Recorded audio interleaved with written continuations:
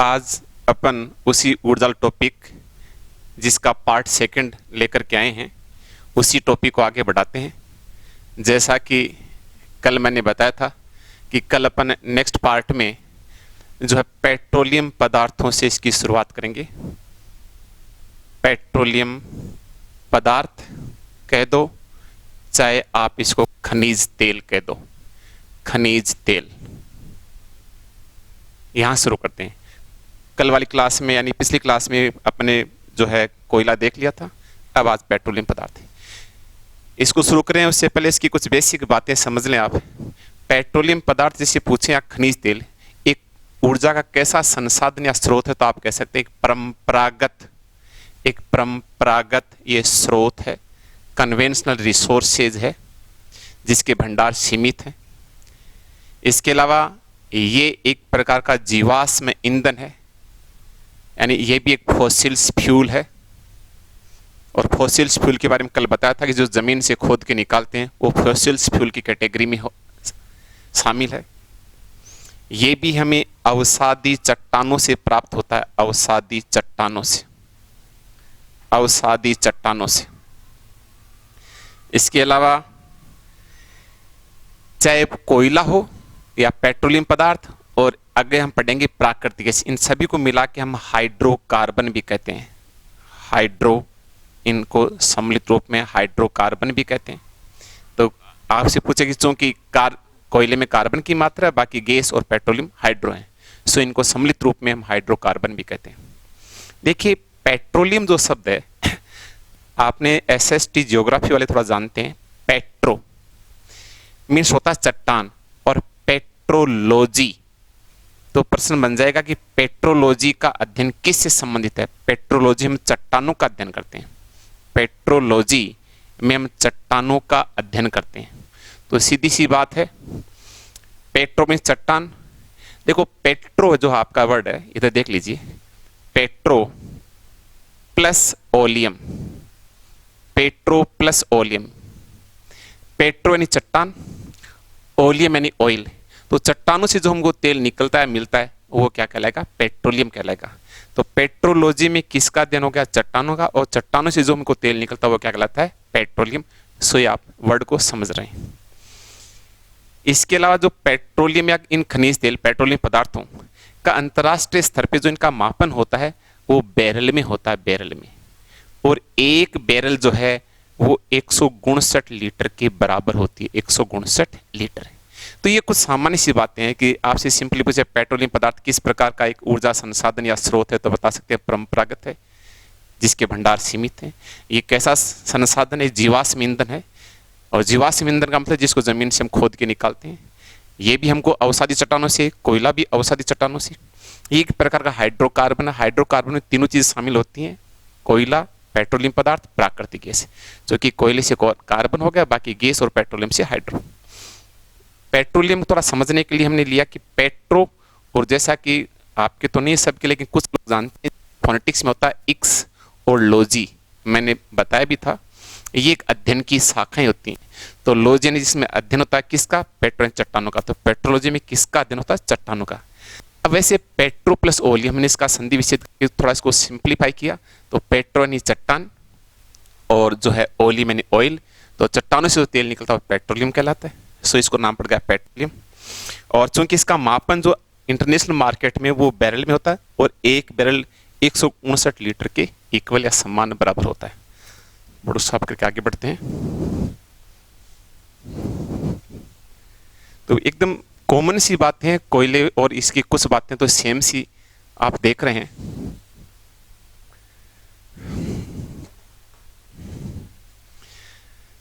अब देखिए ये तो सामान्य बातें हो गई पेट्रोलियम पदार्थों की। अब हम सबसे पहले इसकी शुरुआत करते हैं विश्व से। वही बात, विश्व, भारत और वही राजस्थान, वही हम चार चीजें पढ़ेंगे।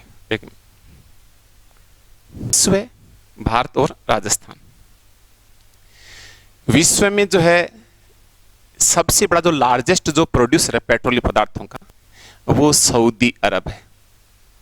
सऊदी अरब ये सबसे बड़ा या सर्वाधिक उत्पादन करता है। इसके अलावा अन्य नाम जैसे ईरान, जैसे इराक, जैसे कुवैत, ये सारे जो अरब कंट्री वगैरह, इसमें और भी कई देश शामिल हैं, अपन मोटे मोटे लिख रहे हैं। जैसे एक नाम आपने सुना वेनेजुएला। वेनेजुएला जो है ये दक्षिणी अमेरिकी महाद्वीप का देश है और एक बहुत बड़ा तेल उत्पादक देश है। जैसे आपने एक नाम सुना होगा बाकू। बाकू बाकू एक क्षेत्र है, ये अजरबैजान में है। अजरबैजान में, ये क्वेश्चन बेहद इंपॉर्टेंट है, हालांकि थोड़ी सी हाई लेवल का क्वेश्चन है। प्रश्न ये आपसे पूछ सकता है कि बाकू जो क्षेत्र किसके लिए प्रसिद्ध है। ऑप्शन आ जाए तांबे के लिए, ऑप्शन आ जाए कोयले के लिए, ऑप्शन आ जाए पेट्रोलियम पदार्थों के लिए, या सोने के लिए, जो भी खनिज के रूप में एसएसटी लेवल सेकंड वाले भी इसको ध्यान से देख रहे हैं, तो उनके लिए काफी इंपॉर्टेंट है। तो बाकू तो इस अजरबैजान देश में पर्टिकुलर जगह है और इसी के नाम से प्रसिद्ध है, बाकी सारे अरब कंट्री वगैरह। वैसे आप जानते हैं कि विश्व में जो ये तेल निर्यातक देश है, इनका एक संगठन है OPEC. OPEC, organization of petroleum exporting countries. Organization of petroleum exporting countries, तो ये सारे उसी के संबंधित इन देशों का एक समूह, एक संगठन है। तो दुनिया में पूछे कि विश्व में सबसे बड़ा उत्पादक कौन है, सऊदी अरब है। अन्य अरब कंट्रीज के नाम बता सकते हैं। वेनेजुएला किस महाद्वीप से है, दक्षिण अमेरिकी महाद्वीप का है और एक प्रमुख तेल उत्पादक क्षेत्र है। आपसे पूछे बाकू किसके लिए प्रसिद्ध है, खनिज तेल के लिए। अब देखिए भारत में जो है आप जानते हैं, भारत में जो है पेट्रोलियम पदार्थों का उत्पादन सबसे पहले, भारत में जो है ना सबसे पहले जो तेल का जो है पहला कुआं 1889 में डिगबोई में खोदा गया। डिगबोई यानी असम में खोदा गया। अब ये नाम कैसे पड़ा, थोड़ा इसको आप ध्यान समझ सकते हैं। देखिए इंग्लिश में इसको लिखें DIG, डिग, प्लस जैसे एक शब्द है बॉय, हम तो अपन तो इसको बॉय बोलते हैं, लेकिन जिनके लैंग्वेज सेकंड इंग्लिश है वो जानते हैं इसको बॉय न बोल के, जैसे जनरली हम इसको लिखते हैं बॉय, लेकिन सही इसका उच्चारण होता है बोई, ये होता है। तो ये डिग हो गया प्लस ये बोई हो गया, ये हो गया बोई, इस तरह से हो गया। अंग्रेजों ने इसका नाम डाल दिया कैसे, जैसे सपोज किसी भी काम को हम कई बार करते हैं, तो जैसे अपन किसी को मोटिवेट करने के लिए, उसको शाबाशी देने के लिए अपन कहते हैं yes come on boy, yes dig boy. तो अंग्रेज जो लोग काम कर रहे थे, जो मजदूर, उनको थोड़ा सा यूँ मोटिवेट करने के लिए yes come on boy, yes dig boy, yes well done boy, brave boy, यूँ करते गए कि यस तेल निकलेगा, या तो वैसे ज़मीन से निकलेगा या फिर जो काम कर रहे हैं उनका निकलेगा, एक का निकलना जरूरी है। बट फाइनली जो तेल निकल गया, इसलिए खोदने वाले लड़कों के हिसाब से जगह का नाम पड़ गया डिग बॉय। तो ये इसका थोड़ा सा आप इसको मतलब इंटरेस्टिंग वैसे इसको याद रख सकते हैं। तो भारत में तेल का पहला कुआं डिगबोई यानी असम में खोदा गया, और ये न केवल भारत का बल्कि एशिया का पहला था। एशिया का पहला, एशिया में सबसे पहले तेल का कुआं भारत में खोदा गया, और भारत में कहाँ, डिगबोई में खोदा गया। इसका नाम डिगबोई कैसे पड़ा, डिग प्लस बॉय यानी बॉय, खोदने वाले लड़कों के हिसाब से, जो कि अपन बॉय लेकिन सही उच्चारण इसका होता है बॉय, सो बन गया। अब देखिए आगे बढ़ते हैं अपन।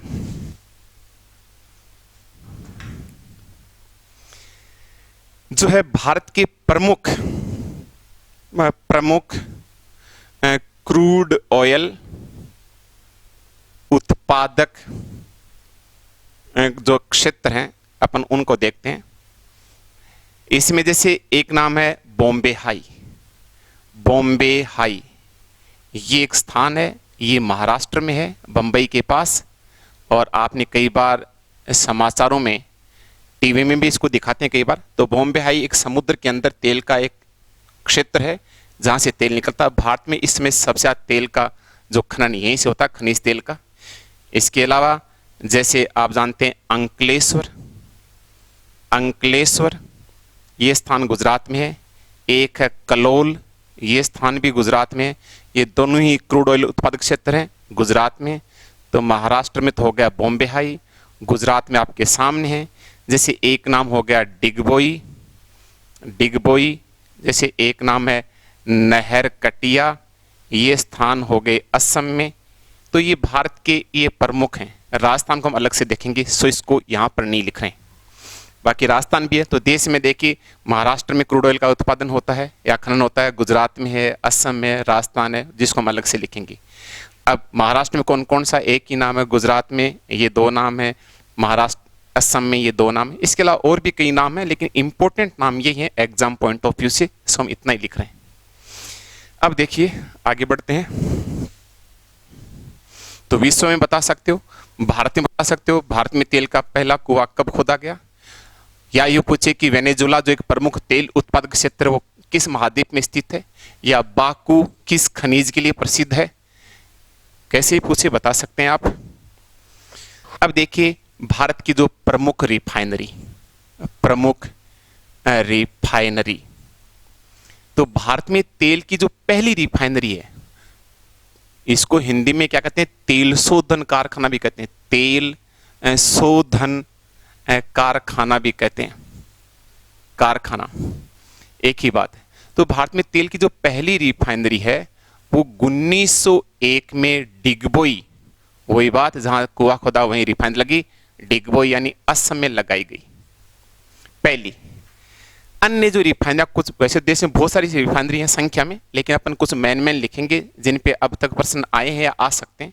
जैसे एक नाम आता कई बार बरौनी, बरौनी नाम आए, प्रश्न पूछे कि बरौनी रिफाइनरी या बरौनी तेल शोधक कारखाना, तो ये बिहार में, बरौनी रिफाइनरी कहाँ है, बिहार में, बिहार में है। और जैसे कोयली, ये भी एक रिफाइनरी है, ये गुजरात में है।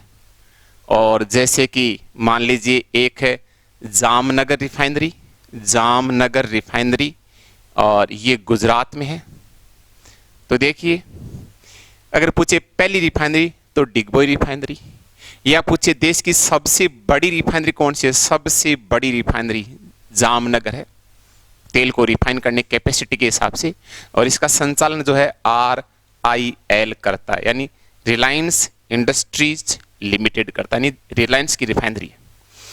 इनमें प्रश्न कैसे पूछे, बरौनी जो है प्रसिद्ध है, बरौनी किसके लिए प्रसिद्ध है, फर्टिलाइजर के लिए, या तेल शोधन के लिए, या यूं कोई भी जाल जैसे लो इस्पात के लिए, किस तरह का ऑप्शन, उद्योग भी SST लेवल सेकंड में, सो ध्यान दें।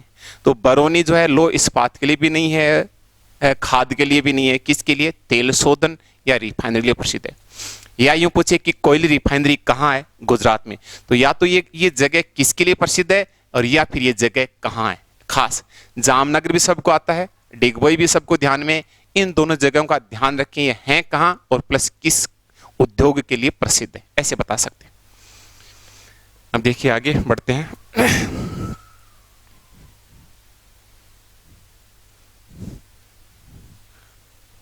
वैसे आज हवा बहुत तेज चल रही है, हो सकता है आपको भी सनसनासन साए साए सुन रही होगी, रिकॉर्डिंग में हो सकता है ऐसा।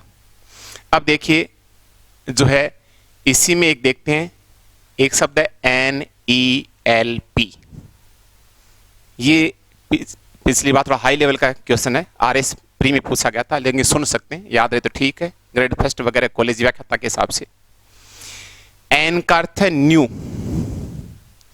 E का अर्थ है एक्सप्लोरेशन, L का अर्थ है लाइसेंसिंग, और P का अर्थ है पॉलिसी। दोबारा सुने, N का अर्थ है new, exploration, licensing, policy. Question क्या पूछा गया, नेल्प का संबंध है, तो उत्तर हो जाएगा पेट्रोलियम पदार्थों, पेट्रोलियम पदार्थों के अन्वेषण से, के अन्वेषण से, अन्वेषण, अन्वेषण, एक्सप्लोरेशन का सही अर्थ अन्वेषण ही है, यानी कि भूमिगत भंडारों का पता लगाना कि कहाँ गैस है या कहाँ पेट्रोलियम पदार्थों के जमाव भंडार है, उसके हिसाब से फिर वहां पर खुदाई शुरू होती है, पहले उनके भंडारों का पता लगाता है। इसके कई दौर आते हैं, जैसे 9वां दौर, 10वां दौर, जिनकी बीडिंग यानी बोली लगती है, और विभिन्न उनका आवंटन होता है। तो इतना आपको डीप में जाने की आवश्यकता नहीं, बस आपसे पूछे नेल्प का संबंध है, नेल्प, तो नेल्प का संबंध किससे, पेट्रोलियम पदार्थों अन्वेषण, उसमें पेट्रोल भी आ गया, गैस वगैरह सब आ गए। ये बात हुई भारत के संदर्भ में। तो भारत में मोटी मोटी बात मैं रिवाइज कर दूं, तेल का पहला कुआं कहाँ खोदा गया, भारत के प्रमुख तेल उत्पादक क्षेत्र कौन से हैं, भारत की प्रमुख रिफाइनरियां कौन सी हैं, पहली कौन सी है, सबसे बड़ी कौन सी है, और नेल्प का संबंध किससे, अब पढ़ते हैं राजस्थान। तो देखिए राजस्थान को थोड़ा ध्यान से दें, सुने आप। राजस्थान, राजस्थान में देखिए जो है एक है गुढ़ा मलानी।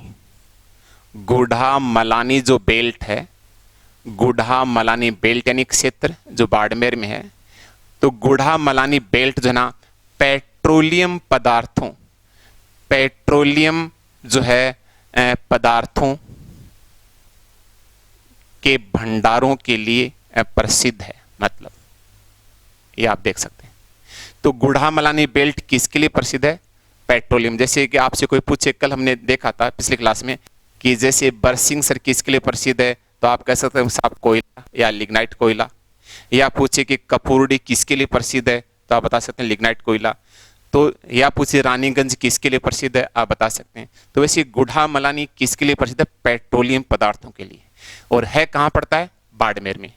अब यहां पर जो है जब पता लगाने का सारा काम भंडारों का और उनके तेल की कुएं खोदने, ये सारा जो काम कहें या जो जिम्मेदारी वो मिला केर्न एनर्जी को।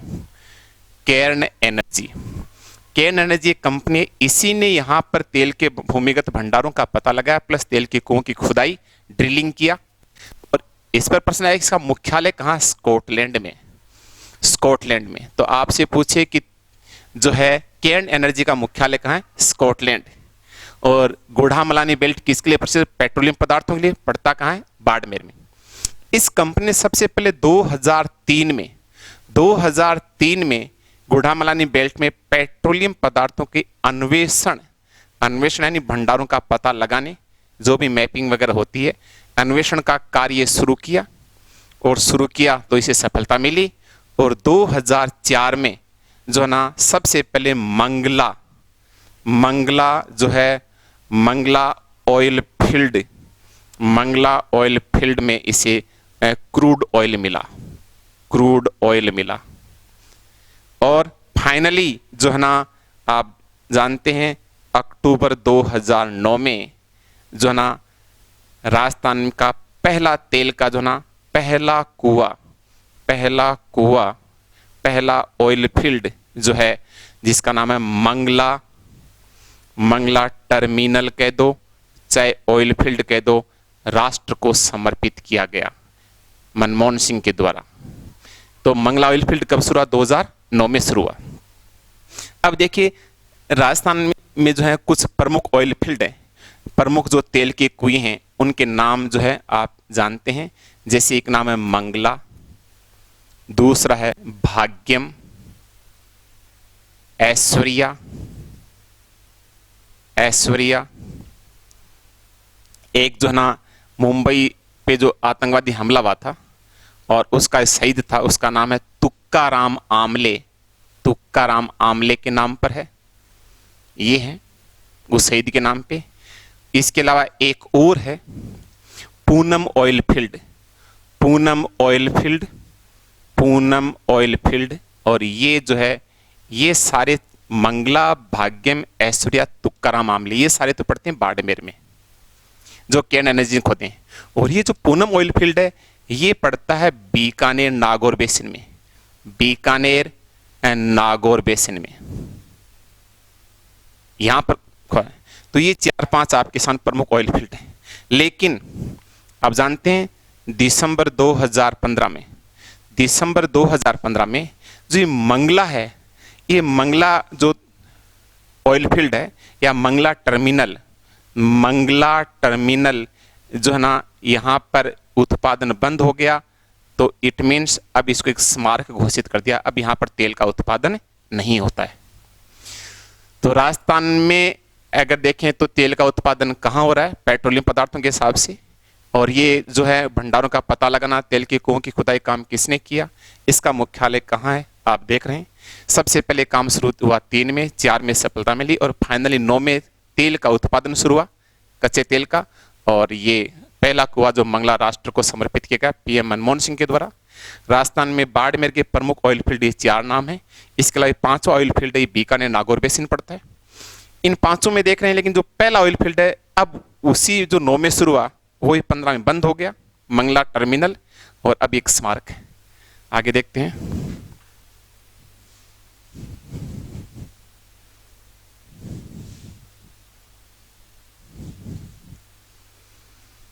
तो आराम से एकदम मोटी मोटी बातें हैं जिनको आप याद रख सकते हैं। वर्तमान में जो है ना, वर्तमान में जो राजस्थान का पेट्रोलियम पदार्थों के उत्पादन में दूसरा स्थान है, तो नेचुरली क्वेश्चन आता है कि साहब प्रथम स्थान पे कौन है? प्रथम स्थान पे जो है महाराष्ट्र है। फर्स्ट स्थान पे महाराष्ट्र, मैंने बताया था बॉम्बे हाई में उत्पादन बहुत ज्यादा होता है। तो देश में इस समय पेट्रोलियम पदार्थों के उत्पादन में प्रथम स्थान पे महाराष्ट्र, तो सेकंड पोजीशन पे राजस्थान है। इस समय राजस्थान में इस समय लगभग 1.75 लाख बैरल कच्चे तेल का उत्पादन जो है ना वो पर डे राजस्थान में हो रहा, पर डे, जिसे शीघ्र ही बढ़ाकर 2.25 लाख बैरल पर डे करने का सरकार का मतलब प्लानिंग का हो या योजना जो है उसकी है। लेकिन अब तक जो है ये जो कच्चा तेल जो है अब तक ये एक पाइपलाइन के जरिए जो है ना वो गुजरात भेजा जाता है। गुजरात में कोई जगह सलाया, वहां पर इसको भेजा जाता है। और जो है यहाँ जो क्रूड ऑयल है जो निकल रहा है बाड़मेर से, ये पाइपलाइन जो है इसको हीटेड रखना पड़ता है, इसको गर्म। क्यों? क्योंकि जो कच्चा तेल निकलता है उसमें मोम की मात्रा बहुत ज्यादा है, और जैसे ही मोम जो बाहर आएगा तो वो ठंडा होके जम जाएगा, तो पाइपलाइन में उसका बहाव होने में दिक्कत होती है। सो पाइप को गर्म रखना पड़ता है अब तक। लेकिन आपको ध्यान है कि जनवरी 2018 में पीएम मोदी ने पचपदरा यानी बाड़मेर पचपदरा या बाड़मेर रिफाइनरी का शिलान्यास किया। तो बाड़मेर रिफाइनरी का जो शिलान्यास फाउंडेशन स्टोन जो है वो किसने रखा?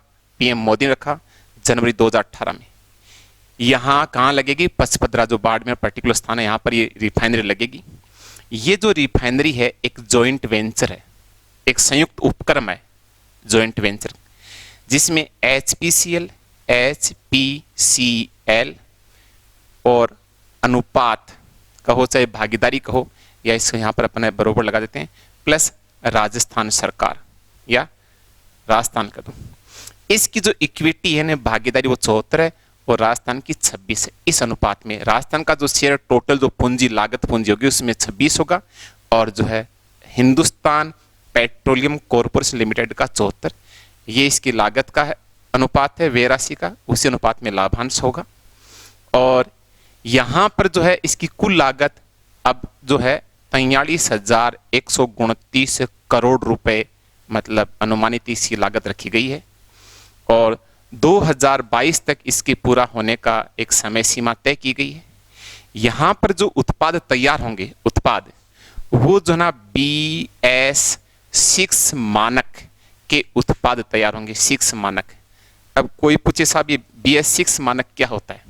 ये सारी बातें मैं इसलिए बता रहा हूं कि बाड़मेर रिफाइनरी के बारे में 4 स्टेटमेंट बनाए जा सकते हैं कि साहब जैसे राजस्थान सरकार के साथ कौन सी BPCL, देखो यहाँ बी का मतलब भारत होते ही फुल फॉर्म एक निकल रही है या बन रही है, तो यहाँ पर BPCL नहीं बल्कि HPCL है। कई बार इसको 76-24 कर सकते हैं या 74-24, अब आपको इजी लग रहा है, लेकिन जैसे एग्जाम होता है दबाव में ये कंफ्यूज हो जाता है। हालांकि इस तरह के जो राशिवाही आंकड़े तो शायद ही पूछे, लेकिन चूंकि लिख दिया है, और इसका 18 में इसका शिलान्यास, 22 में इसकी समय सीमा तय की, ये दोनों बातें तो फिर भी आप इग्नोर कर सकते हैं, लेकिन ये बातें कंपनी शेयर का जो है अनुपात का हिस्सा प्लस कौन से मानक, BS6 मानक। अब थोड़ा आपको बता दूं BS6 मानक क्या होता है। देखिए BS ये जो 6 जो मानक है, ये B का अर्थ है भारत, B का अर्थ है भारत, और S का अर्थ है स्टेज, ये है भारत स्टेज 6। एक्चुअली में जो भारत स्टेज जो हमने भारत में जो अपनाया है, ये यूरो स्टेज से यूरोप में ये चलता था। यानी ये एक तरह का उत्सर्जन, बहुत ध्यान से सुनिए, बड़ी इंपॉर्टेंट बात है, उत्सर्जन मानक है। किसके लिए? पर्यावरण प्रदूषण। पर्यावरण प्रदूषण जो है ना उसको कम करने के हिसाब से, ये ध्यान दें, पर्यावरण प्रदूषण को कम करने के हिसाब से। यानी कि जैसे कि पुराने जो इंजन है, जो पुराने इंजन है, क्योंकि वो ऑयल का कंजप्शन वगैरह इस तरह से करते हैं कि वो जो है उससे ज्यादा नाइट्रस ऑक्साइड वगैरह अन्य कुछ उत्सर्जन करते हैं। अब जो नवीनतम तकनीक है उसमें इस प्रकार की गाड़ियों में इंजन लगाने होंगे, नवीनतम तकनीक जो कम प्रदूषण करें। इसलिए आपने देखा कुछ समय पहले जो भारत में जो है मोबाइल इंडस्ट्री में काफी सुस्ती आ गई थी, क्योंकि सुप्रीम कोर्ट ने बैन कर दिया था कि अब केवल भारत में BS6 मानक के वाहन चलेंगे। तो जो पुराने जो निर्मित जो नई गाड़ियां थी उनको कोई खरीदार नहीं मिल रहा था, और खरीदार नहीं मिलने से वो जो कंपनी घाटे में चलने लगी। तो ये सारा जो BS जो मानक मॉडल है ये 2002 में भारत में शुरू हुआ था, और सबसे पहले भारत में BS1 लागू हुआ था। तो भारत में जो BS का जो मॉडल है वो 2002 में शुरू हुआ और BS फर्स्ट के नाम से शुरू हुआ, और अभी देश में करंट में BS4 के मानक वाले, यानी इस एक इंजन के मानक होते हैं। जो यहाँ पर ये दोनों चीजें लागू होंगी। दोनों का मतलब जो आप पूछेंगे, आप ये बोलेंगे साहब पेट्रोलियम पढ़ाते पढ़ाते इंजन पे कहाँ गए, तो इसको ध्यान सुन लीजिए। देखिए यहाँ ये दोनों मानक कैसे लागू होंगे। दोनों मानक, एक तो पेट्रोलियम पदार्थ जो यहाँ रिफाइन होंगे उनकी भी गुणवत्ता का एक मानक होता है, वो इस तरह से उनको रिफाइन किया जाएगा कि कम से कम प्रदूषण हो। कम से कम का मतलब जैसे मैं कहूँगी साहब कैरोसिन है सबसे ज्यादा प्रदूषण, उसके बाद डीजल उससे कम करता है, पेट्रोल उससे कम, और गैस उससे। तो जो रिफाइन किया जाएगा उनमें भी इस तरह के मानक अपनाए जाएंगे कि वो जो ईंधन है वो कम से कम प्रदूषण करे। प्लस जिस इंजन में उसको डाला जा रहा है वो इंजन भी इतना उच्च क्वालिटी वाला हो, इतना उन्नत या इतना एडवांस टेक्नोलॉजी वाला हो कि वो भी कम से कम प्रदूषण करे। तो पेट्रोलियम पदार्थों दोनों पे लागू होता है। जैसे इसको सिंपली यूं समझ लो, जैसे आज हमारे पास जो मोबाइल है, तो जैसे कोई पुराना मोबाइल है, अब आप उसे 5G चलाना चाहें तो वो उसको सपोर्ट नहीं करेगा। तो जो जितना जैसे 2G 3G 4G 5G ये एक एडवांस टेक्नोलॉजी है, वैसे ये BS first second third fourth fifth sixth ये एक एडवांस टेक्नोलॉजी है। जो उत्सर्जन होता है, जो एमिट होता है, ये एमिटेंस जो है स्टैंडर्ड है जो इंजन पे लागू होते हैं। तो नवीनतम तकनीकी की गाड़ियों को इंजन बनाने होंगे या उस मॉडल के इंजन बाजार में चलेंगे, क्योंकि वो कम प्रदूषण करेंगे तो पर्यावरण का अनुकूल होंगे। तो पर्यावरण प्रदूषण को कम करने के लिए इस तरह के उत्सर्जन मानक वाले इंजन पे ये मॉडल लागू होता है। तो देश में BS फर्स्ट लागू हुआ 2002 में, अभी देश में चल रहा है BS4, सीधा ही BS6 पे आ गए, 5 को छोड़ दिया। और ये जो ना 31 मार्च जो इसकी डेडलाइन तय की गई थी वो 2020 से लागू होना था, लेकिन चूंकि हम सब जानते हैं कोरोना आ गया, अब भगवान जाने क्या होगा, क्या लागू होगा क्या नहीं होगा। बट करंटली ये BS जो 4 है और BS6 लागू होना है। लेकिन इस रिफाइनरी में जो तैयार होंगे उत्पाद वो किस स्टैंडर्ड के होंगे, वो BS6, इट मींस वो बहुत ही कम प्रदूषणकारी होंगे, काफी हद तक पर्यावरण के अनुकूल होंगे, ये इसका मतलब। यहां पचपदरा में रिफाइनरी के साथ साथ रिफाइनरी से पेट्रोकेमिकल कॉम्प्लेक्स की स्थापना भी की। रिफाइनरी एक शब्द बहुत इंपॉर्टेंट है, रिफाइनरी सह पेट्रोकेमिकल कॉम्प्लेक्स की भी स्थापना होगी। ये अब कैसे 4 स्टेटमेंट बनाए। पचपदरा रिफाइनरी का शिलान्यास कब हुआ, डेट वाला पर्सन या ईयर वाइज, किन किन का जॉइंट वेंचर है, क्या इनका रेशियो है, किस तरह के उत्पाद यानी प्रोडक्ट जो है पेट्रोलियम पदार्थ रिफाइन करने के बाद जो तैयार होंगी वो किस मानक की होंगी, प्लस रिफाइनरी के साथ साथ यहाँ और किसकी स्थापना होगी, और बाकी ये लागत जो राशि वाली इसको आप याद रखें, ठीक है, और न रखें तो भी कोई खास बात नहीं, इस तरह के प्रश्न कम पूछते हैं। और बाकी साइड की बात की BS वगैरह क्या होता है, ये ईंधन यानी इंजन और ईंधन दोनों पे लागू होता है। ये हुआ पेट्रोलियम पदार्थ की। अब देखते हैं तीसरा, परंपरागत में हमने कोयला देख लिया, परंपरागत में अपने पेट्रोलियम पदार्थ देख लिए, अब तीसरा देखते हैं प्राकृतिक गैस।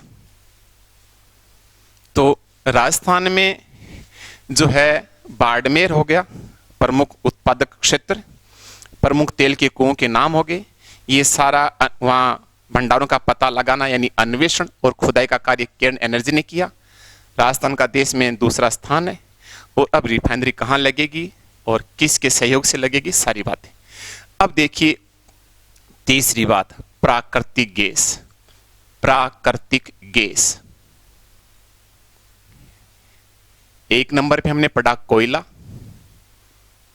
और दूसरा पढ़ा हमने पेट्रोलियम पदार्थ, और तीसरा जो हम पढ़ रहे हैं प्राकृतिक गैस। ये ध्यान दीजिए, इसको पढ़ेंगे, यानी एनजी नेचुरल गैस। ये देखो, इसको देखते हैं, ये तीसरा बिंदु अपना। वही दो तीन बातें जो इनमें लागू होती हैं, जैसे ये ऊर्जा उत्पादन का एक परंपरागत स्रोत आप बता सकते हैं, ये भी एक प्रकार का जीवाश्म ईंधन है, जीवाश्म ईंधन है, फॉसिल्स फ्यूल है, वही बात जो जमीन से इसको खोद के निकाले। ये भी हमको अवसादी चट्टानों से मिलता है। तीनों ही चीज देखिए सेम जगह से मिल रही हैं, चाहे कोयला हो चाहे पेट्रोलियम पदार्थ। हालांकि ये बात अलग है कि प्राकृतिक गैस सबसे ऊपर मिलेगी, क्योंकि हल्की होती है, सो ऊपर मिलेगी। जैसे मैंने बताया पेट्रोलियम पदार्थों का मापन जो है वो बैरल में होता है, वैसे इसका क्यूबिक मीटर में होता है मापन। इसके अलावा इस प्राकृतिक गैस को हम स्वच्छ ईंधन भी कहते हैं, स्वच्छ ईंधन। अब देखिए, चूंकि परंपरागत जो है वो सारे प्रदूषणकारी हैं, लेकिन जैसे कि एक मान लीजिए अपन लेते हैं केरोसिन, उसके बाद लिया डीजल, उसके बाद लिया पेट्रोल, और उसके बाद प्राकृतिक गैस। तो इन सब में देखें तुलनात्मक रूप से सबसे कम प्रदूषणकारी गैस है, सो इसको स्वच्छ ईंधन कहते हैं। तो ये स्वच्छ ईंधन के रूप में माना जाता है, और इसको हम वर्तमान शताब्दी का ईंधन भी कहते हैं, वर्तमान शताब्दी का ईंधन भी कहते हैं। आज चाहे शहर हो, चाहे गांव हो, चाहे ढाणी हो, सब जगह ईंधन के रूप में जो है गैस ही काम में आ गए। और खासकर प्रधानमंत्री मोदी की जो उज्ज्वला योजना, उसके बाद तो हर घर में जो है गैस से ही खाना पकाया जा रहा है। और बात खाने कुकिंग तक सीमित नहीं है, और भी जगह से मतलब जो पावर जनरेशन भी होता है गैस के द्वारा, ऐसे भी कई संयंत्र हम पढ़ेंगे अभी जस्ट। तो ये कुछ सामान्य मोटी बातें। तो आपसे पूछिए प्राकृतिक गैस किस प्रकार का ऊर्जा स्रोत है? परंपरागत है। ये कैसा ईंधन है? जीवाश्म है। किन चट्टानों से? अवसादी। लेकिन चूंकि तीनों में देखें तो सबसे ऊपर मिलेगा। इसका मापन जो है क्यूबिक मीटर में होता है। ये एक प्रकार का स्वच्छ ईंधन है। स्वच्छ ईंधन कैसे है? यानी इनमें तुलनात्मक रूप से सबसे कम प्रदूषण करता है। जैसे इसको सिंपली आप देख सकते हैं, एक तो घर में आप जैसे लकड़ी से खाना पकाते हैं किचन में, एक अपन गैस स्टोव वाला जो है केरोसिन से चलने वाला स्टोव वो देख लो, और एक जैसे आप मान लीजिए कि गैस है। तो बिल्कुल इसीलिए अब बड़े शहरों में चाहे वो ईंधन हो, चाहे वो गाड़ियों में, चाहे कहीं हो, चाहे किचन का ईंधन, वो उसके रूप में हम गैस को काम में लेते हैं। और खासकर आज दुनिया भर में इस समय ईंधन रूप में गैस को काम में लिया जा रहा है, सो इसको वर्तमान शताब्दी का ईंधन भी कहते हैं। ये तो इसकी सामान्य बातें। अब वही बात, तीन बात करेंगे। विश्व में क्या स्थिति है, भारत में क्या है, और राजस्थान में क्या है। ये देखिए, विश्व, भारत और राजस्थान क्या स्थिति है गैस को लेकर के। तो देखो, विश्व में देखें तो जो है ना प्राकृतिक गैस के भंडार या उत्पादन सबसे ज्यादा रूस में है। रूस है, यूके यानी यूनाइटेड किंगडम है, यानी नॉर्वे है। ये है जो मिडिल ईस्ट है, मिडिल ईस्ट है ना, यहाँ जो ना ऊर्जा के जो बहुत बड़े भंडार हैं मिडिल ईस्ट में, जियोग्राफी वाले समझते हैं।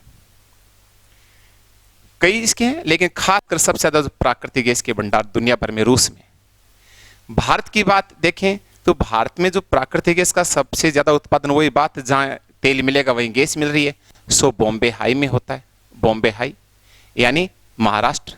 लेकिन अभी हाल ही में जो ना प्राकृतिक गैस के जो बड़े भंडारों का पता लगा है वो केजी बेसिन में लगा। केजी बेसिन, केजी बेसिन का मतलब होगा कृष्णा और गोदावरी नदियों का जो बेसिन है, वहां नीचे भूमिगत भंडारों का पता लगा है। और इसके अलावा जो कुछ अपतटीय क्षेत्रों में भी जो ना, यानी जो भारत का जो कोस्टल एरिया है, वहां भी इसके भंडारों का पता चला है। ये भारत की बात होगी। अब देखिए, इसके अलावा थोड़ा सा और आगे बढ़ते हैं। एक मिनट, मैं थोड़ा बोर्ड साफ कर दूं।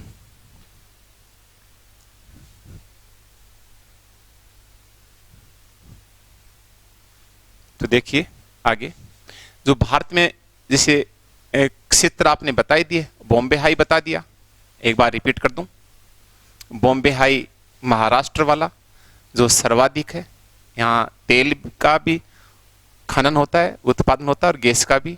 और एक मैंने बताया केजी बेसिन, ये केजी बेसिन कृष्णा गोदावरी नदियों का बेसिन है।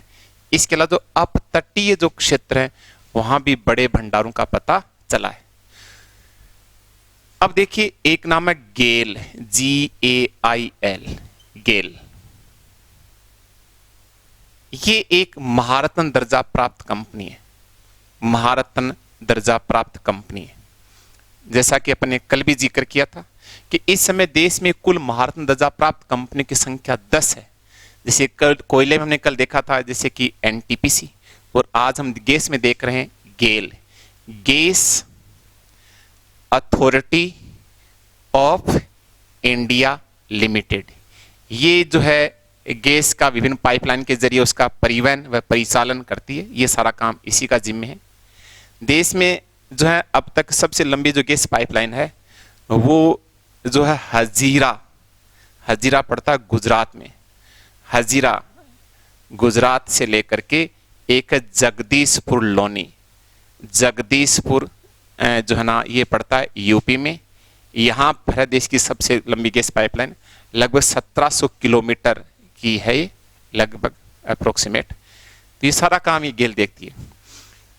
और इसके अलावा चूंकि विदेशों से भी हमें गैस काफ़ी आयातित करनी पड़ती है, और इसके लिए जो है एक लंबी पाइपलाइन का शिलान्यास हुआ था जो काफ़ी चर्चित रहा था। 2015 में एक नाम था Tapi gas pipeline, Tapi gas pipeline, और इसका शिलान्यास हुआ था। और ये तापी में जो यहाँ पर क्वेश्चन बनता वो ये कि इसका फुल फॉर्म वाला क्वेश्चन बनेगा। देखिए टी का अर्थ है तुर्कमेनिस्तान, ए का अर्थ है अफगानिस्तान, और पी का अर्थ है पाकिस्तान, और आई का अर्थ है इंडिया। तो क्वेश्चन इतना ही बनेगा, ये कब शिलान्यास हुआ, कौन क्या, कोई मतलब नहीं है कहाँ शिलान्यास हुआ। बस प्रश्न पूछे कि तापी गैस परियोजना या पाइपलाइन में निम्न से कौन सा एक देश शामिल नहीं है। तो जैसे आई से ईरान, भारत, जैसे मान इंडिया न बना के ईरान बना ले, या जैसे कि कोई और जैसे कि अन्य देश बना ले। तो ध्यान दें ये तापी में 4 राष्ट्र की संयुक्त परियोजना है। टी का मतलब कौन सा देश होगा, तुर्कमेनिस्तान, ए का मतलब अफगानिस्तान, पी का मतलब पाकिस्तान, आई का मतलब इंडिया। चारों की ज्वाइंट परियोजना है जिसका शिलान्यास 2015 में हुआ, और 2020 तक इसके पूरा होने का अनुमान है। लेकिन अब आप जानते हैं सब कुछ डामाडोल है, भगवान जाने कब तक क्या हो, ये स्थिति है। तो देश में सबसे ज्यादा उत्पादन बता सकते हैं, अभी हाल में बड़े भंडारों का पता कहाँ चला ये भी बता सकते हैं। गेल जो है कैसी कंपनी है, महारत्न दर्जा प्राप्त है, किससे संबंधित है, गैस से, परिवहन परिचालन से। देश की सबसे लंबी गैस पाइपलाइन कौन सी है आप बता सकते हैं। तापी जो गैस परियोजना जिसका हाल ही में शिलान्यास हुआ उसमें कौन कौन से देश शामिल हैं ऐसे पूछ सकते हैं। और हाल ही में जो है एक क्वेश्चन आया था सेंटर के एग्जाम में कि देश का पहला बायोगैस जो है ना CNG प्लांट कहाँ शुरू हुआ, CNG प्लांट कहाँ शुरू हुआ, पुणे महाराष्ट्र में, पुणे जो है महाराष्ट्र में शुरू हुआ। अब आप बोलें बीच में बायोगैस कहाँ से ले, क्योंकि ये NG नेचुरल गैस के हिसाब से इसको एक साथ यहाँ पे लिख दिया, ये क्वेश्चन पूछा हुआ है इसलिए आपको बता दिया। ये बात हुई भारत की। तो विश्व बता सकते हैं, भारत मोटी मोटी बातें बता सकते हैं, सर्वाधिक उत्पादन, सबसे लंबी गैस पाइपलाइन, और ये अन्य परियोजना में गैस में कौन कौन शामिल है। अब देखते हैं राजस्थान।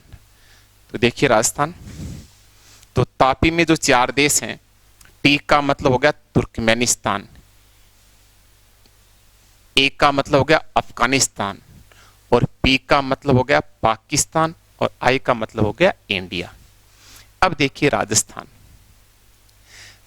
में हम देखें तो राजस्थान में सबसे पहले जो गैस भंडार हैं, जो प्राकृतिक गैस के भंडार है, उनका जो खास बेल्ट वो एक नाम है कमली जो ताल ये बेल्ट है, और ये बेल्ट पड़ता है जैसलमेर में। जैसे गुढ़ामलानी बेल्ट हो गया बाड़मेर, तो कमली ताल बेल्ट हो गया जैसलमेर। यहाँ पर सबसे पहले गैस भंडारों का पता चला। कमली जानते हैं आप, और ताल, और कमली से ताल मिलाएंगे तो अपने आप आपको याद हो जाएगा। अब इसे जो खास जो पर्टिकुलर जो जगह हैं जो इस गैस के खनन के लिए प्रसिद्ध हैं, जैसे एक नाम है सादेवाला, सादेवाला, जैसे नाम है बांके वाला, वाला वाला, जैसे नाम है डांडे वाला। तो इनको थोड़ा याद रखने में मतलब यूँ आराम से रख सकता है, वाला वाला, ये सारे गैस हैं। इसके अलावा जैसे तनोट, जैसे घोटारू, जैसे मनिहारी टीबा, जैसे रामगढ़, ये सारे जो ना ये सारे स्थान जैसलमेर में हैं और इसी बेल्ट के आसपास हैं। और ये सारे जो ना आप देख रहे हैं प्राकृतिक गैस के लिए प्रसिद्ध है। अब देखिए राज्य में जो सबसे पहला यूं देखें कि गैस आधारित जो है, यूं कहें कि प्रोजेक्ट है या प्लांट है, वह आपने ध्यान है तो रामगढ़, रामगढ़ शक्ति परियोजना, ये का ये इसी रूप में क्या सुना है, शक्ति परियोजना, शक्ति परियोजना। अब देखिए हिंदी में भी कई बार बिंदी लगती है, शक्ति होते कई लोग कंफ्यूज हो जाते हैं। अगर इसको मैं बोलूं रामगढ़ पावर स्टेशन या power project, Ramgarh power project या रामगढ़, इसको जैसे यहाँ केंद्र आए तो स्टेशन हो जाएगा, रामगढ़ पावर प्रोजेक्ट कह दो, रामगढ़ पावर स्टेशन कह दो, जो भी है। ये पहली बात तो है कहाँ, तो ऊपर ने बताया कि सारे स्थान कहाँ हैं, जैसलमेर में है। तो रामगढ़ कहाँ हो गया, जैसलमेर में है। ये अपने वाला नहीं है सीकर वाला, रामगढ़ जैसलमेर में है। और चूंकि प्रश्न पूछेगा किससे आधारित, किस पर चलता है, तो ये जो है ना गैस आधारित है, गैस आधारित। जैसे कल अपन ने देखा था कि साहब गिरल जो पावर प्रोजेक्ट है वो किस पर आधारित है, वो कोयला कहो या तापीय कहो या थर्मल कहो। आज चेंज हो गया, आज पूछे रामगढ़ पावर स्टेशन जो है वो किस पे आधारित है, किस उसकी कच्ची सामग्री क्या है, किससे चलता है, किससे बिजली बनती है, गैस से बनती है। इसके अलावा जैसे पूछे कि अंता, अंता पावर स्टेशन जो है वो चूंकि है कहाँ, 12 में, और वही बात किस पे आधारित है, गैस पे। देखिए ये तो स्टेट गवर्नमेंट का है और ये सेंट्रल गवर्नमेंट का है। तो राष्ट्र में खासकर दो ही जगह है जहां गैस से बिजली बनती, ऊर्जा उत्पादन होता है। 12 में तो कौन सी जगह होगी, अंता, और जैसलमेर कौन सी जगह होगी, रामगढ़। और दोनों किससे चालित हैं, गैस से, गैस आधारित हो गए। ये आप इसमें बता सकते हैं राजस्थान में। तो राजस्थान में गैस के लिए जैसलमेर में कौन कौन से ये स्थान या पर्टिकुलर बेल्ट, कमली ताल, कमली कमली आप याद रख सकते हैं। और इसके अलावा एक जो नया जो गैस फील्ड है उसका नाम है रागेश्वरी। रागेश्वरी जो गैस फील्ड है ये आप जानते हैं कहाँ है, ये बाड़मेर में है, बाड़मेर में। तो ये हुआ गैस। तो जैसलमेर में यानी यूं मानो मोटे रूप में पेट्रोलियम पदार्थों के लिए बाड़मेर प्रसिद्ध है और गैस के लिए जैसलमेर है। अब वहां पर पेट्रोलियम पदार्थों में बाड़मेर अलावा हमने एक नाम देख लिया पूनम ऑयल फील्ड जो नागौर बीकानेर बेसिन में, और गैस के लिए हमने देख लिया जैसलमेर, लेकिन गैस के लिए एक पर्टिकुलर नाम आ गया रागेश्वरी जो है बाड़मेर में। तो देखो मंगला, भाग्यम, ऐश्वर्या, तुकाराम आमले, पूनम, ये सारे तो जो फील्ड है वो ऑयल फील्ड है, जबकि रागेश्वरी कैसा फील्ड है, एक गैस फील्ड है। ये हुआ अपना प्राकृतिक गैस। अब अपन चौथा लेते हैं हाइड्रो पावर। देखिए हाइड्रो पावर के बारे में, तो गैस के लिए जैसलमेर में हो गया कमली ताल।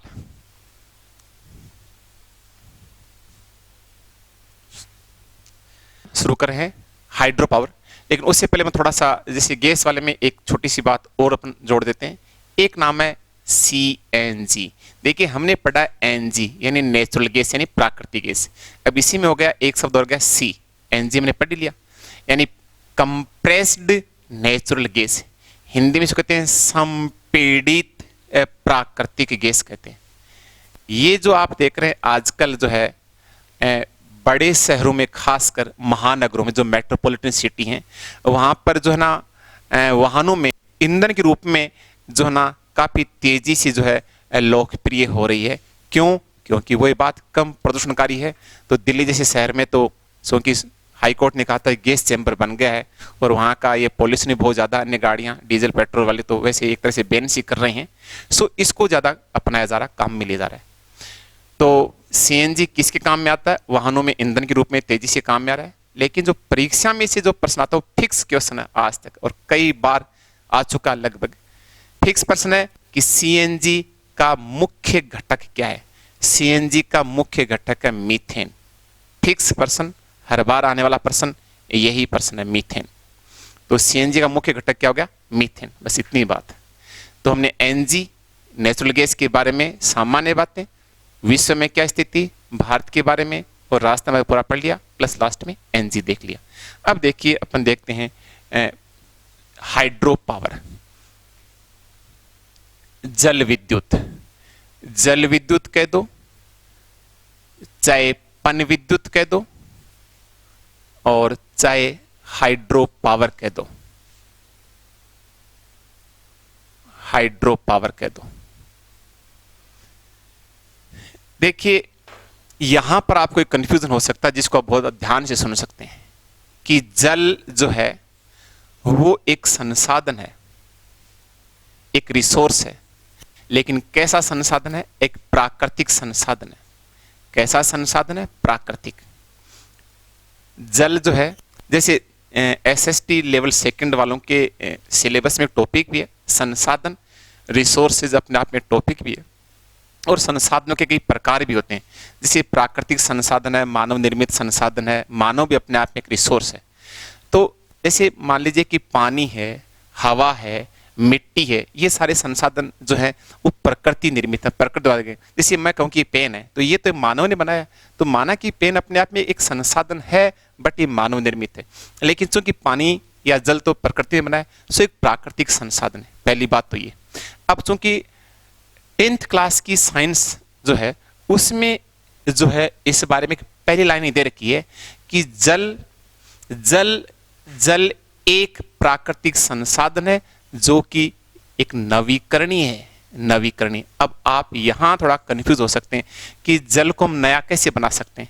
जैसे उदाहरण के लिए मान लीजिए अपने गांव में जोड़े हैं या नदियां हैं, जो भी कुएं हैं, बावड़ी हैं, वो सारी सूख गई। लगातार पानी जो है, अंडरग्राउंड जो वाटर है, वो उसका लेवल भी लगातार डिप्लीट होता जा रहा है, डिप्लीट यानी लगातार नीचे गिर रहा है। तो पानी तो बहुत कम हो रहा है, खत्म होता हो रहा है एक तरह से। तो पानी को हम दोबारा कहां से बनाएंगे? सुनने में भी आता है कि साहब थर्ड वर्ल्ड जो वार है वो शायद पानी को लेके हो सकता है। तो सबसे बड़ा संकट ही जल को लेकर के है, और चूंकि साइंस वो कह रही है कि साहब इसको दोबारा बना सकते हैं, इसको रिन्यू कर सकते हैं, ये कैसे, हाउ इज इट पॉसिबल? तो शायद देखिए, मान लीजिए जिस विज्ञान की किताब पाठ में कहा गया वो इस अर्थ में कहा गया है शायद कि जो जोड़े में, या यूं कहें कि कहीं जो बाहर पानी पड़ा है, वो पानी जो है उस गर्म जो अत्यधिक ताप कारण क्या हो गया, उसका वाष्पीकरण हो गया, वाष्पीकरण होकर के ऊपर उड़ गया, और फिर जाके संघनित हो गया, और फिर बरसात के रूप में वापस नीचे बरस गया। तो वो कहीं ना कहीं कोई, चाहे पहाड़ी, मैदानी, चाहे सागर, महासागर, नदी में कहीं ना कहीं बरस गया। तो या तो जो पानी है वो जमीन में क्या होता है, सीप यानी रिसता है, और या फिर वो वाष्पीकृत होकर ऊपर उड़ता है और संघनित होकर वापस कहीं ना कहीं बरस जाता है। तो यानी यूं कहें कि पानी कहीं खत्म नहीं हो रहा है, या तो वो जमीन में रिस रहा है, और या वाष्पीकृत होकर के उड़ रहा है, और वापस संघनित होकर बादलों के रूप में कहीं ना कहीं बरस जाता है। इस रूप में कहा गया। बाकी तो पानी दोबारा हम कैसे बना सकते हैं? तो जल जो है एक तरह से प्राकृतिक संसाधन है। विज्ञान की भाषा में आप इसको भले ही रिन्यूएबल कह सकते हैं, बाकी इन जनरल जो है पानी तो क्या अनवीकरणीय, दोबारा नहीं बना सकते हम इसको। अब लेकिन देखिए यहां भी दो कंट्रोवर्सी बातें आपको मिलेंगी। मैं कहूं कि जल एक प्राकृतिक संसाधन जो कि अनवीकरणीय है, लेकिन ऊर्जा उत्पादन के रूप में यह नवीकरणीय है, जबकि पढ़ रहे हैं इसको परंपरागत या अनवीकरणीय में। मेरी बात को समझ रहे हैं? हो सकता तो थोड़ा सा आपको कंफ्यूजन हो जाए, मैं इसको रिपीट कर रहा हूं, थोड़ा दोबारा आप इसको ध्यान से सुन लें। मैं दोबारा लिख देता हूं। जल एक प्राकृतिक संसाधन है, और चूंकि ये अनवीकरणीय है, अनवीकरणीय, हालांकि साइंस की किताब में उसमें इसको नवीकरणीय दे रखा है। और विद्युत उत्पादन, पन विद्युत के रूप में ये जो संसाधन है ना, ये क्या हो जाएगा, नवीकरणीय हो जाएगा। दो बातें आपके सामने हो रही हैं। प्राकृतिक संसाधन रूप में तो जल क्या हो गया, अनवीकरणीय, और ऊर्जा उत्पादन रूप में क्या हो गया, नवीकरणीय। अब आप बोले कैसे? भाई प्राकृतिक संसाधन रूप में मैंने बताया कि आप पानी को आप दोबारा बना लोगे क्या? नहीं बना सकते। लगातार जल का संकट गहराता जा रहा है पूरी दुनिया भर में। इट मीन्स हम इसको नया नहीं कर सकते, तभी तो ये अनवीकरणीय हुआ। वो विज्ञान में जरूर उसको दे रखा है नवीकरणीय, और वो नवीकरणीय किस अर्थ में हुआ? या तो वो वाष्पीकृत होकर ऊपर जा रहा है और फिर संघनित होकर वापस कहीं ना कहीं बरस रहा है, या वो रिस्क जमे जा रहा है और जाके ग्राउंड वाटर मिल जाता है, तो उसकी मात्रा तो उतनी उतनी है, उस अर्थ में कहा गया होगा। या लेकिन चूंकि हम पढ़ रहे हैं यहाँ पर विद्युत उत्पादन या जो है पन विद्युत के रूप में, हाइड्रो पावर रूप में नवीकरणीय कैसे? जैसे मान लो एक नदी बहती हुई आ रही है, हमने इसके मार्ग में कोई बाधा खड़ी की यानी बांध बना लिया, तो नीचे पानी स्टोर हो गया। हमने इसके बेस में टरबाइन फिट कर दिए। अब जैसे ही हम थोड़ा सा उसका चैनल गेट ऊपर करेंगे तो पानी फोर्स लगाएगा, तो टरबाइन घूम जाएंगे और पानी आगे निकल गया। तो कहने का मतलब कि उस टरबाइन को घुमाने में पानी का व्यय नहीं हुआ है। जैसे हमने देखा कोयला जला तो उष्मा उत्पन्न हुई, और उष्मा को हमने किस में कन्वर्ट किया? ताप में, तब कहलाई तापीय ऊर्जा। कोयले के जलने से उष्मा उत्पन्न होती है, और लेकिन उस उष्मा को हम उष्मा ऊर्जा नहीं बोलते हैं, उसको तापीय ऊर्जा बोलते हैं, क्योंकि उस उष्मा को ताप में कन्वर्ट करते हैं। और ताप जैसे आजकल आप देखते हैं कोरोना के चक्कर में देखते हैं कई बार थर्मल स्कैनिंग, तभी क्या हो गया? नाम हो गया थर्मल पावर, थर्मल स्कैनिंग। जैसे उसमें उस छोटे से यंत्र से दूर से जो बॉडी का टेम्परेचर थर्मल ताप तो से मापते हैं, तो थर्मल का ताप। तो वहां कोयला जल के खत्म हुआ, तब जाके उष्मा उत्पन्न हुई। लेकिन यहां तो पानी बस आगे पास हो रहा है, पानी की मात्रा उससे कम नहीं हो रही, पानी का व्यय नहीं हो रहा। तो उसी पानी को आप मशीनों के द्वारा उठा के वापस पिछला के उसको रिफिल कर सकते हैं, दोबारा उसी फोर्स से छोड़ सकते हैं। तो बार बार उस पानी को आप रिसाइकल, रिफिल, रीयूज कर सकते हैं। लेकिन क्या कोयले को दोबारा बार बार काम में ले सकते हैं? नहीं ले सकते। तो ऊर्जा उत्पादन के रूप में तो पानी क्या है? जल क्या होगा? नवीकरणीय। लेकिन प्राकृतिक संसाधन रूप में क्या हो गया? अनवीकरणीय हो गया। हालांकि 10th की साइंस में क्या दे रखा है मैंने बता दिया, सो इसमें कोई कंट्रोवर्सी नहीं होनी चाहिए, लेकिन समझने लिए आप आराम से सकते हैं। अब देखिए,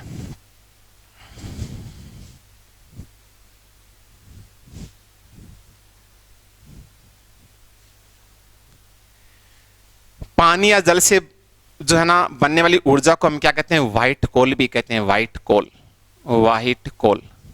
देखिए कोल यानी कोयला, कोयले का रंग होता है काला। कोयले की दलाली में कहते हैं हाथ काला होता है, वही वाली बात है।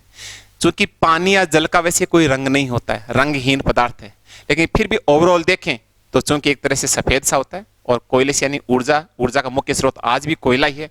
सो पानी से बनने वाली ऊर्जा को हम कहते हैं व्हाइट कोल। तो पानी यानी जल एक कैसा संसाधन है? प्राकृतिक, उस रूप में अनवीकरणीय, लेकिन ऊर्जा उत्पादन रूप में नवीकरणीय। पानी या जल से बनने वाली ऊर्जा को हम कहते हैं व्हाइट कोल। और दुनिया में सबसे ज्यादा जो विश्व में सबसे ज्यादा हाइड्रो पावर जो प्रोजेक्ट हैं वो चीन में है। चीन देखिए हर चीज में आप आगे है।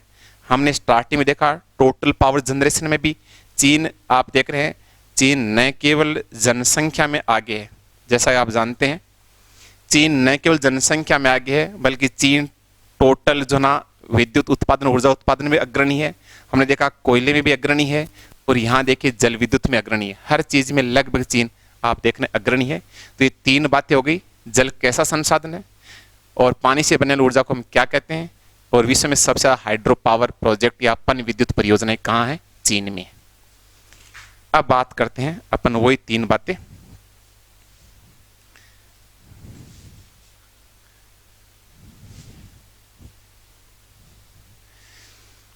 वही तीन, विश्व, भारत और राजस्थान। देखिए विश्व में सबसे ज्यादा ऊर्जा जो ना हाइड्रो पावर तो कहाँ आपको पता है? चीन है। सबसे ज्यादा जल विद्युत का उत्पादन चीन करता है। इसके अलावा दक्षिणी अमेरिकी महाद्वीप में जो ना हाइड्रो पावर, दक्षिणी अमेरिकी जो महाद्वीप है उसमें भी इसकी काफी ज्यादा संभावना है। और मध्य अफ्रीकी जो देश हैं यहाँ भी इसकी काफी ज्यादा संभावना है, लेकिन चूंकि तकनीकी वगैरह काफी पिछड़े हुए देश हैं तो यहाँ पर इतनी तकनीकी नहीं है। दक्षिणी अमेरिकी महाद्वीप के देश देखें, जैसे ब्राजील वगैरह में आपको पता है कि नदियां वगैरह काफी हैं, जैसे पराग्वे है, जैसे उरुग्वे है।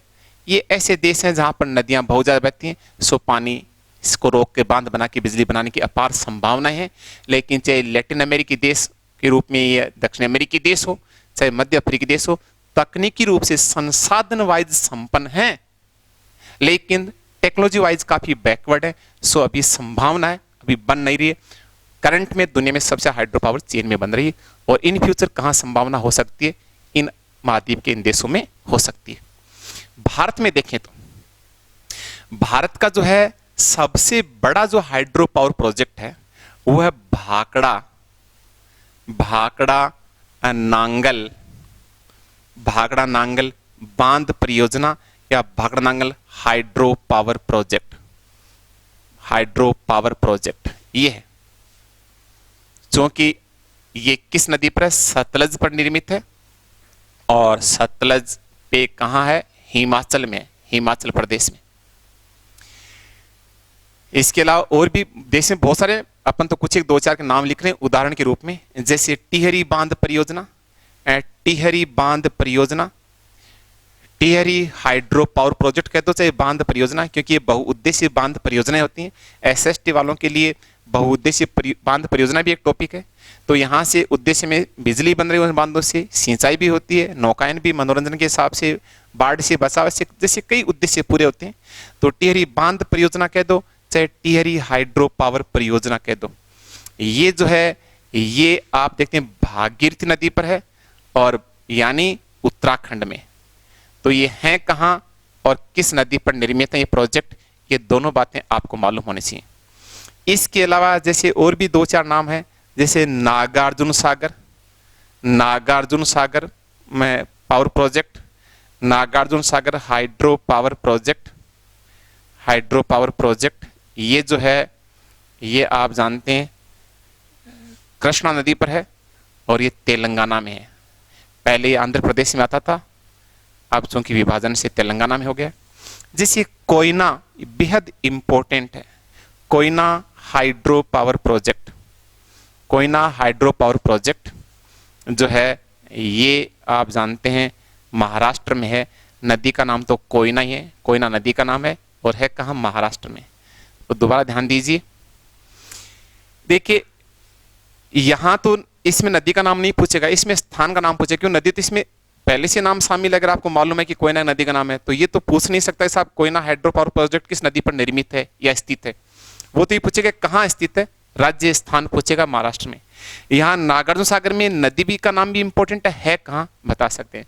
टिहरी में नदी का नाम भी है, स्थान का नाम भी है, और भाखड़ा नांगल में नदी का नाम भी है, स्थान का। ये भारत के कुछ प्रमुख है। बाकी आप जानते हैं जो पूरा नॉर्थ ईस्ट यानी हिमालय से नदियां निकलती हैं, और वहीं आपको पता है इससे जो नदियों पे पहाड़ी इलाकों में बांध बना के बिजली बनती है। या फिर जो वेस्टर्न घाट जो पड़ता है भारत का, वेस्टर्न घाट जहां से कई नदियां निकलती हैं पूर्व की ओर, उन पे भी काफी ज्यादा हाइड्रो पावर प्रोजेक्ट हैं। भारत में जल विद्युत की या तो उत्तर पूर्व खासकर हिमालय क्षेत्र या जो पश्चिमी घाट है वहीं ज्यादा संभावना है, क्योंकि वहीं नदियां और पानी है। बाकी तो अन्य स्थानों पे तो पीने को ही पानी नहीं है, तो बिजली बनाना बहुत दूर की बात है, बांध सूख रहे हैं। तो ये बात हुई भारत की। अब देखते हैं अपन राजस्थान। तो राजस्थान की स्थिति तो और भी खराब है। राजस्थान में तो वही बात है, पानी का बहुत बड़ा संकट है, यहाँ पीने को नहीं तो बिजली तो बहुत दूर बनाएंगे, लेकिन फिर भी थोड़ा बहुत प्रोजेक्ट हैं छोटे मोटे। जैसे एक नाम सुना आपने राणा प्रताप सागर बांध परियोजना, यहाँ बिजली बनती है। यहाँ 43 मेगावाट के कोई 4 प्रोजेक्ट हैं छोटे मोटे। इसके अलावा एक माही बजाज सागर परियोजना, और चूंकि यहाँ नदी का नाम इसमें शामिल है तो ये माही नदी पर है और ये बांसवाड़ा में है।